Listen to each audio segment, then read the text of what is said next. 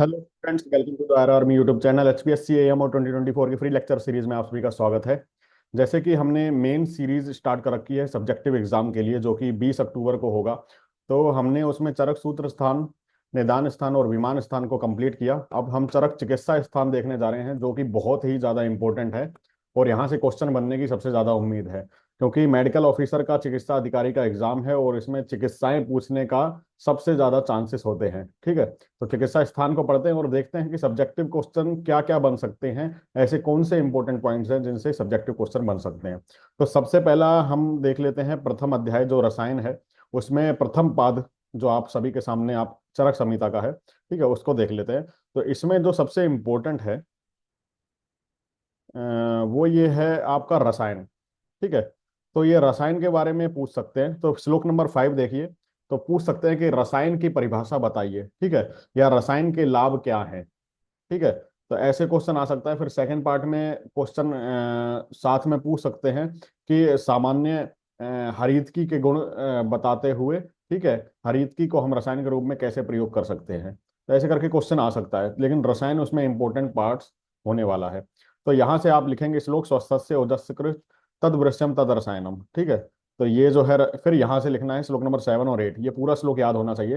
ये रसायन के लाभ हैं। दीर्घमायु स्मृति मेधा आरोग्यम तरुणम वै प्रभावर्ण सरोदार्यम देहेन्द्रियम बलम परम वाक् सिद्धि प्रणति कांति लवते न रसायना लाभोपायो ही सस्तनाम रसादीनाम रसायनम। ये बहुत इंपॉर्टेंट श्लोक है, आपको यहाँ लिखना पड़ेगा आपको ये श्लोक। फिर आप छोड़ सकते हैं, स्किप कर सकते हैं इसमें से। ठीक है, और भेषज और अभेषज के बारे में आपको पता होना चाहिए। ठीक है, भेषज के पर्याय भी जो पहला श्लोक है इसमें इस पाद में, वो भी एक बार देख लीजिएगा। बाकी रसायन के टाइप्स पूछ सकते हैं, तो यहाँ से याद रखना कूटी प्रावेशिक और वार्तातपिक होते हैं। तो कूटी प्रावेशिक हिंदी में थोड़ा लिख लेना कि कूटी बनाई जाती थी और उसमें रहकर रसायन का सेवन किया जाता था। और वार्तातपिक क्या है, घूम घूम कर रसायन का सेवन किया जाता था।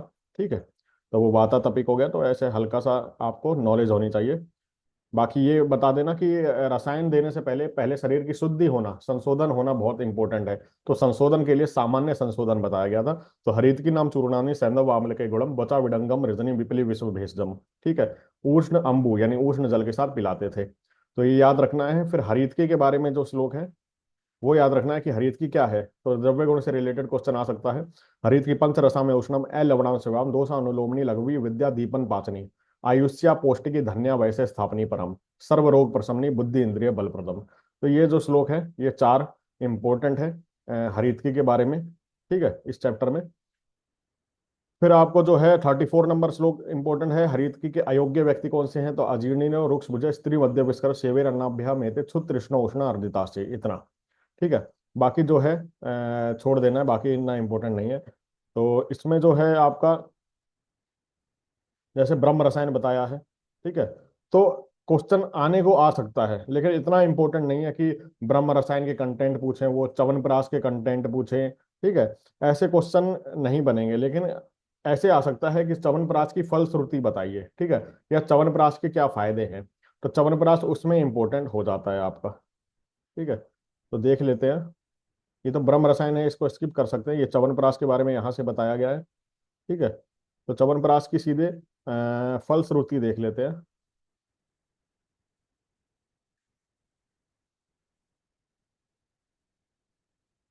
ये देखिए, मेधा स्मृति कांति मनाम आयु प्रकर्ष बलम इंद्रियाणाम। ठीक है, अस्य मात्रा प्रयोजितम यो प्रोद्यान भोजनम। तो ये बताया क्षीण छतानाम वृद्धानाम बालानाम च अंगवर्धने का श्वास में विशेष कर देते हैं। तो ये बीच बीच में श्लोक जो हैं फलश्रुति के, वो जरूर याद रखें आप। फिर आम्लक रसायन स्किप कर सकते हैं, हरित की आदि योग भी स्किप कर सकते हैं, नहीं क्वेश्चन आएगा उससे। फिर द्वितीय पाद प्राण काम्य। ठीक है, तो प्राण काम्य पाद जो है द्वितीय, इसमें देख लेते हैं कि क्या इंपॉर्टेंट है। इसमें जो है भल्लातक के बारे में आपको जो है हल्का पता होना चाहिए। ठीक है, तो मेन जो है भल्लातक है।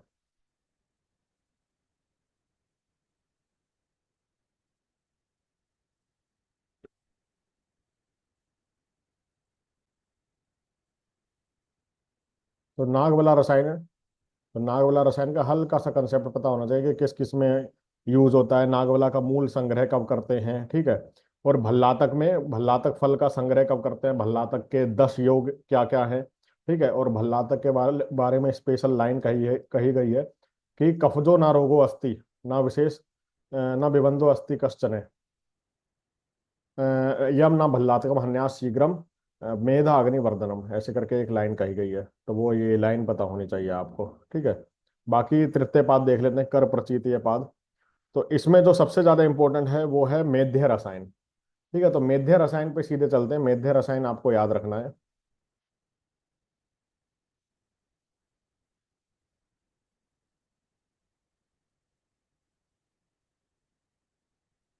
ये है मेध्य रसायन, श्लोक नंबर 30 और 31, ठीक है। तो मेध्य रसायन जो है आप देख लेना। मेध्य रसायन में मंडूक पढ़ना, स्वरस्त परेजो क्षीरेण यष्टि मधु कस्य चूर्णम रसो गुड़ोच्चय, या तो टेबल में फॉर्म में याद कर ले, या श्लोक याद होता है तो श्लोक याद कर ले, ठीक है। और विशेषकर शंख पुष्पी को बोला है मेध्य रसायन में। तो मेध्य रसायन जरूर पढ़ के जाए, ठीक है। क्वेश्चन शॉर्ट फॉर्म में आ सकता है। बाकी इसमें पिपली रसायन छोड़ दे, वर्धमान पिपली जरूर पढ़ के जाए, पिपली वर्धमान।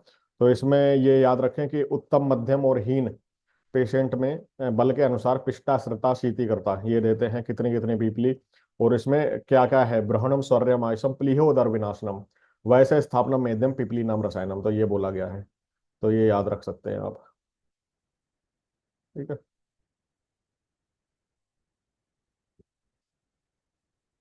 बाकी जो सारा है इसमें इम्पोर्टेंट एक शिला जतु रसायन है, ठीक है। तो शिला जतु में आप सारा याद रखें कि शिला जतु के टाइप्स कितने हैं। अनमलम जैसे 48 नंबर श्लोक है, अनमलम चक्कसायम से कटोके पाके शिला जतु नाती उष्ण शीतम। फिर हेम या स्वर्ण रजत ताम्र लोह शिला जतु होते हैं। तो प्रीलिम्स में जब मैंने पढ़ाया था उसमें बताया भी था, वो टेबल को याद कर ले, नोट्स आपके टेलीग्राम पे हैं ही उसके, ठीक है। तो मधुर तिक्त वो जो टेबल फॉर्म में है वो याद कर ले। बाकी जो है इसमें जरा व्याधि प्रसन्नम दे दाढ़ करम परम मेधा स्मृति करम बलम क्षीरासो तत्प्रयोज्यत, तो ये शिलाजीत के बारे में है, इंपॉर्टेंट है। तो शिलाजीत और पलम अर्धपलम कर्ष, जो शिलाजीत की जो मात्रा है वो याद रखनी है, ठीक है। और जतबावा मृदु मृत्सनाश्रम यन मलम तत्शिलाजतु, तो शिलाजतु श्लिष्ट शिलाजतु की बात हो रही है, ठीक है। तो ये याद रखें आप।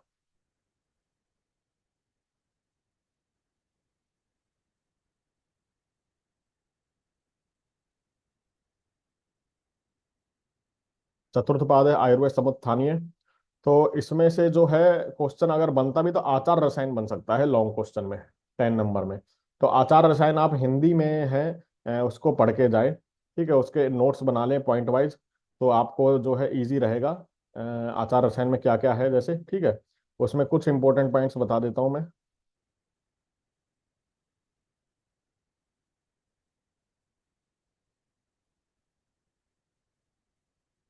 जैसे यहाँ से है श्लोक नंबर 30, देखिए। सत्यवादिनम क्रोधम निवृत्तम मध्य मैथुनात् अहिंसकम अनायासम प्रशांतम प्रियवादनम जब शौच परम धीरम दान नित्य तपस्विनी, यानी दान करने वाला होना चाहिए, सत्य बोलने वाला होना चाहिए, क्रोध नहीं करना चाहिए, मध्य मैथुन का सेवन ज्यादा नहीं करना चाहिए, ठीक है। अहिंसक होना चाहिए, प्रियवादिन, ये सारी चीजें बताई हैं। जागरण रिवाज जागरण नहीं करना चाहिए, ठीक है। वो सॉरी, दिवा स्वप्न नहीं करना चाहिए, रात्रि जागरण नहीं करना चाहिए, देश काल प्रमाणज्ञ, ये सारी चीजें हैं, ठीक है। रसायन का सेवन करना चाहिए। तो सबसे इंपॉर्टेंट है आचार रसायन में शामिल दो द्रव्य हैं, ठीक है। क्या है वो, क्षीर और घृत। ओनली दो द्रव्य जो है शामिल हैं इसमें, क्षीर और घृत। और औसत द्रव्य अगर कोई पूछे तो आचार रसायन में औसत द्रव्य शून्य है। ये बस ये सिर्फ बताया गया है कि सदवृत कैसा होना चाहिए, ठीक है। आपका आचार रसायन उसको कहते हैं। तो इसके पॉइंट्स आप जो है आप हिंदी में लिख ले, ठीक है, तो अच्छा रहेगा, तो आप याद कर सकते हैं। तो ऐसे करके चरक चिकित्सा स्थान के चारों पाद जो है वो फिनिश होते हैं। द्वितीय चैप्टर जो है उसका प्रथम पाद, द्वितीय चैप्टर है वाजीकरण, ठीक है, प्रथम पाद है। तो इसमें जो है ज्यादा इंपॉर्टेंट नहीं है। इसमें आपको एक तो, ठीक है, इसको जो आप छोड़ ही सकते हैं, मैं बताऊं, ठीक है, ज्यादा इंपॉर्टेंट नहीं है, यहाँ से क्वेश्चन नहीं आएगा, ठीक है। तो ये चारों पाद इसके छोड़ दे या स्किप कर दे, इनसे क्वेश्चन नहीं आएगा, ठीक है। सीधे चलते हैं हम, अगला चैप्टर जो है अपना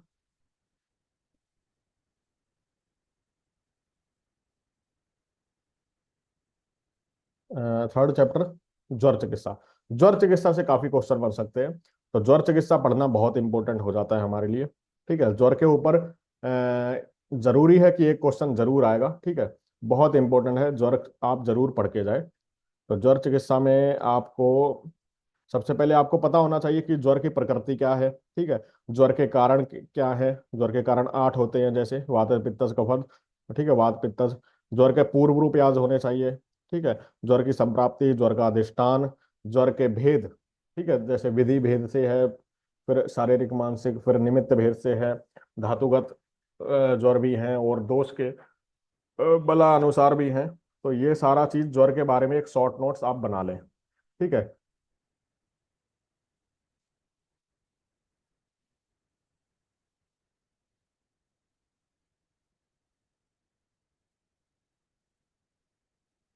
जैसे यहाँ बताया गया है, श्लोक नंबर 27, प्रकृति प्रवृत्ति प्रकार प्रदय निदाने कारणे अष्टो, ठीक है। तो कारण जो है अष्ट है, ये बताया गया है। फिर ये जो स्वर के पूर्व रूप बताए 28, 29, 30 में, आलस्यम नयने श्रावे जरम्बणम गौरवम क्लमय ज्वलना अतप वायवा अंबु भक्ति द्वेषावनिश्चितो अविपाकाश्च वैरस्य हानिश्च बलवर्णयो शील वैकृतम अल्पम च ज्वर लक्षणम अग्रजम केवलम सैमनस्कम। तो इतना इतना याद रखना, पहली 4 लाइन, ठीक है। तो ये ज्वर के पूर्व रूप बहुत इंपॉर्टेंट है। फिर ज्वर का प्रत्यात्म लक्षण है संताप, ठीक है, देह और मानस का संताप जो होता है। फिर ये भेद है 32 में, ये द्विविध विधि भेद, विधि भेद से दो हो गए, कौन से, शारीरिक और मानसिक। फिर दो भेद और बताए, सौम्य और आग्नेय। फिर अंतर्वेग बहिर्वेग, वेगों के भेद से, ठीक है, अंतर्वेग और बहिर्वेग हो गए वेग की दृष्टि से। साध्य असाध्य के भेद से प्राकृत वैकृत हो गए। फिर पंचवेद हो गए, दोष काल बला अनुसार, दोष कला बला बलात्, ठीक है। तो ये याद रखना, ये 5 वेद हो गए, यानी कौन से, विषम ज्वर के, संतत सतत अन्य तृतीयक चतुर्थक, ठीक है। तो ये लिखा भी हुआ है। फिर आश्रय भेद से हो गए, यानी धातुगत 7, ठीक है, 7 धातु होती हैं, ठीक है। तो ये हो गए आपके भेद, तो यहां से आप याद कर ले। फिर जो है 37, 39 और 40 नंबर श्लोक, अंतर्वेग ज्वर के लक्षण इंपॉर्टेंट है। अंतर्दाहो अधिक तृष्णा प्रलापने श्वसनम भ्रमे संधे अस्थिशूलम अतिशोध दोष वर्चो विनिग्रह, ठीक है। तो ये अंतर्वेग ज्वर के लक्षण याद कर लें आप। बाहिर वेग ज्वर के लक्षण भी याद कर लें। बाकी जो है इसमें,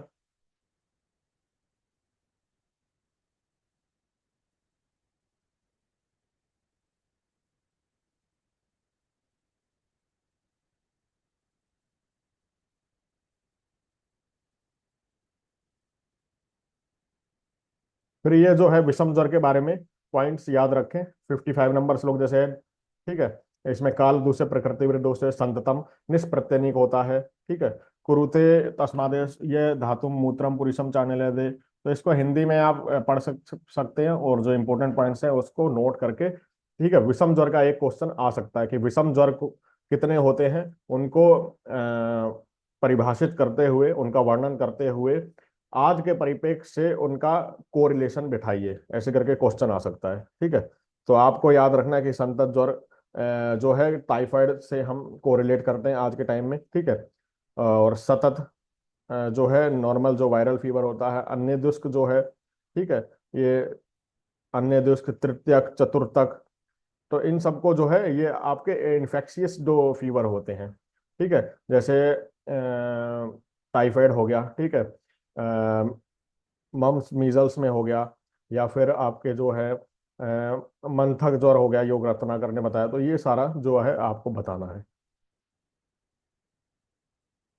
फिर धातु आश्रय का ज्वर है, ठीक है।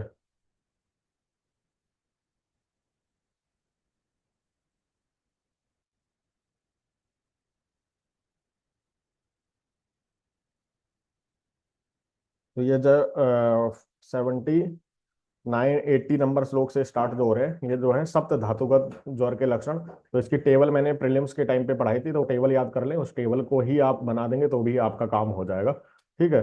तो धातुगत ज्वर के लक्षण जरूर याद रखें। बाकी इनका चिकित्सा सूत्र, ठीक है, चरक चिकित्सा स्थान में सभी बीमारियों का चिकित्सा सूत्र याद करना बहुत इंपॉर्टेंट है, और कुछ इंपॉर्टेंट लक्षण जो होते हैं,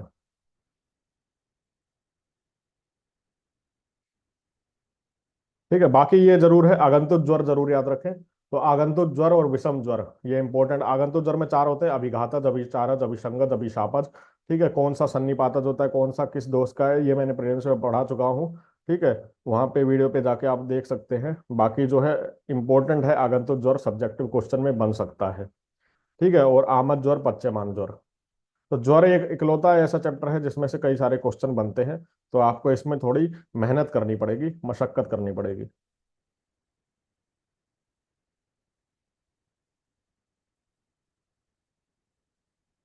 जैसे पच्चैमान ज्वर का लक्षण है 136 नंबर श्लोक, 137 है निराम ज्वर का लक्षण, तो निराम ज्वर के लक्षण भी याद रखें। फिर ये जो है लंगन चिकित्सा, 138 नंबर, 39 नंबर श्लोक से चिकित्साएं बता रहे हैं, तो लंगन चिकित्सा है। ठीक है, तो इसको पॉइंट वाइज चिकित्साओं को लिख लें। इनके चिकित्सा सूत्र: लंगनम स्वेदनम कालो यवागो स्तिप्तिको रघसे पाचनान्य विपक्वानम दोषाणाम तरुण ज्वरे। तो तरुण ज्वर के बारे में बोल रहे हैं, 142 नंबर श्लोक, दोष में पाचन के बारे में।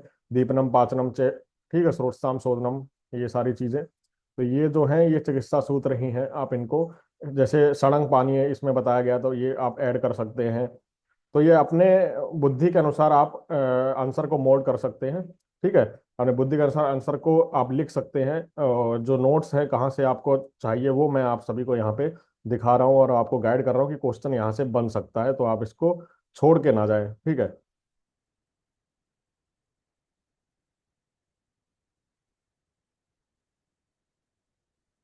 तो ज्वर में जैसे घृत की उपयोगिता, ज्वर में दुग्ध की उपयोगिता, तो ये सारे क्वेश्चन जो हैं आपको कंसेप्ट पता होने चाहिए। ठीक है।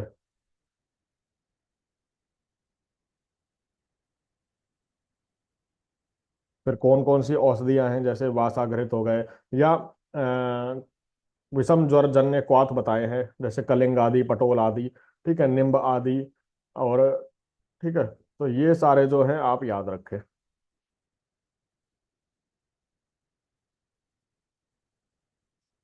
गुरुवादी तेल हो गया आपका।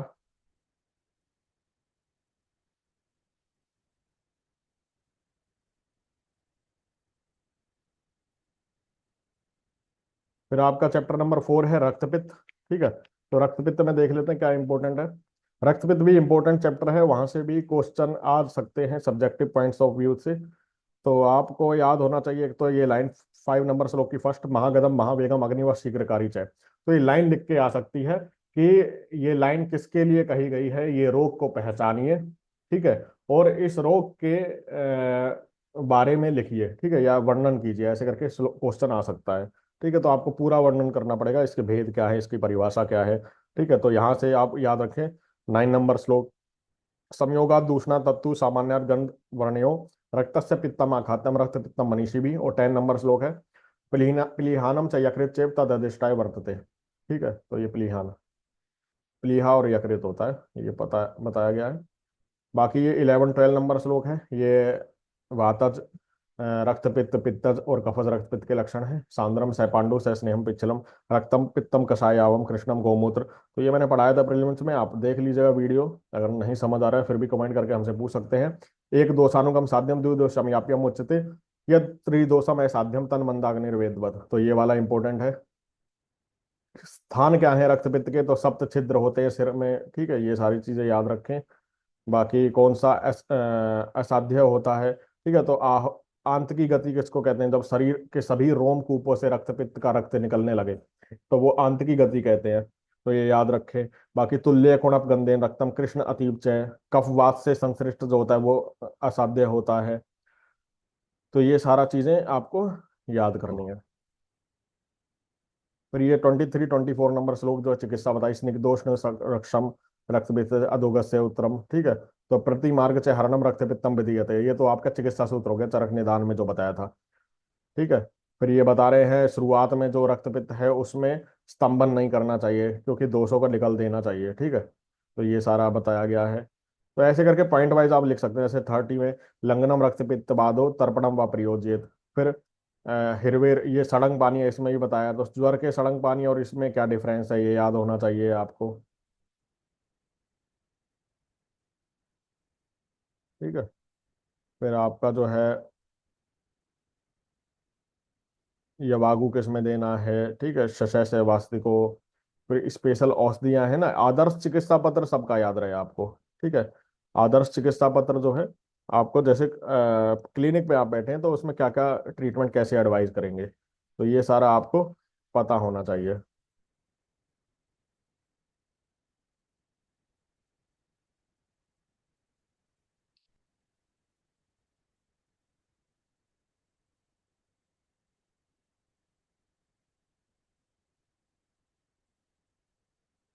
फिर वासागृत जैसे हो गया, तो वासागृत रोगाधिकार रक्तपित्त हो गया, ठीक है, तो ये इनके नाम नाम आपको याद रहे। शतावरी घृत, शतमूल आदि घृत।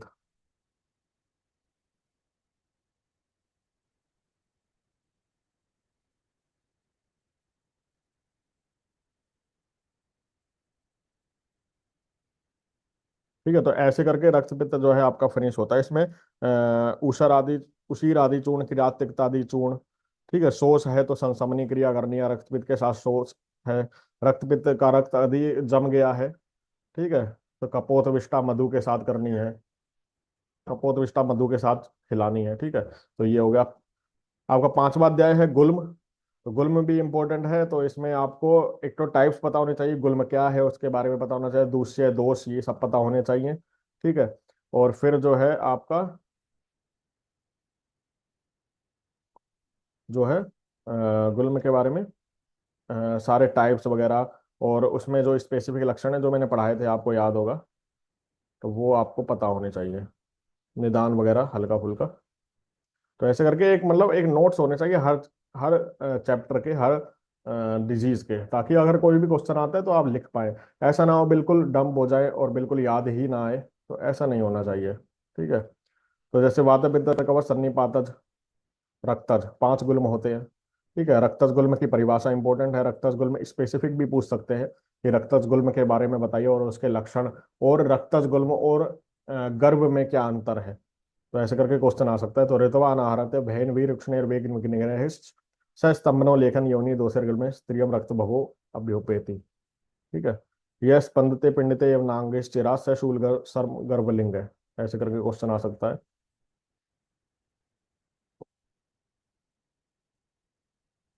फिर इसकी चिकित्सा है, जैसे वात गुल्म की है स्निग्धो उष्ण जो गुल्म 35 सरंसना में हितम, तो पित्तज की है 33 नंबर श्लोक में।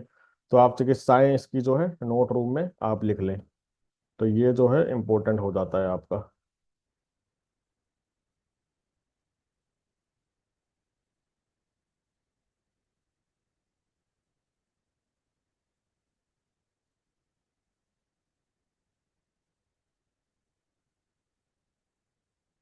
किसमें क्षार का प्रयोग करना है, किसमें अग्नि का, फिर त्रियुषणाधिकृत, त्रियुषणाधिकृत का जो रोगाधिकार क्या है। ठीक है, तो रोगाधिकार हिंगुस ओवर्चल आधिकृत। तो ये सारी चीजें आपको पता होनी चाहिए। हपूषाद्य घृत हो गया, ठीक है, पित्तज गुल में द्राक्षा घृत हो गया, कफस गुल में दंती हरित की हो गया, रक्तस गुल में पलाश क्षार हो गया। ठीक है, ये सारी चीजें आपको पता होनी चाहिए। गुल में अनुपान याद होना चाहिए आपको।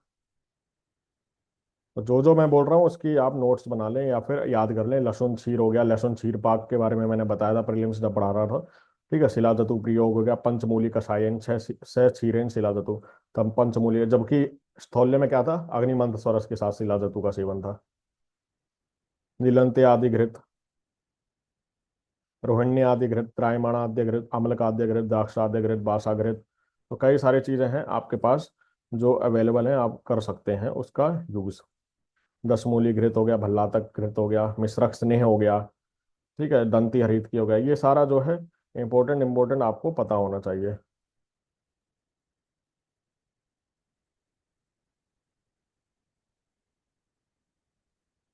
ठीक है, तो ये जो है आपका पांचवा चैप्टर जो गुल्म है वो भी फिनिश होता है। ठीक है, तो ऐसे ही पढ़ते रहिए आप, लगातार मेहनत करते रहिए, डेली 2 से 3 आंसर राइटिंग क्वेश्चन प्रैक्टिस जरूर कीजिए। ठीक है, और टेलीग्राम चैनल पर भी अपना आंसर भेज सकते हैं, जिससे मैं देख कर चेक कर दूंगा कि उसमें अगर कोई दिक्कत है या कुछ ऐड ऑन करना है तो मैं बता दिया करूंगा आप सभी को। ठीक है, तो चलिए, वीडियो कैसी लगी हो लाइक और शेयर करना ना भूले। कोई भी क्वेश्चन है तो कमेंट करके हमसे पूछ सकते हैं। मिलते हैं अगली वीडियो में, तब तक के लिए जय हिंद, जय आयुर्वेद।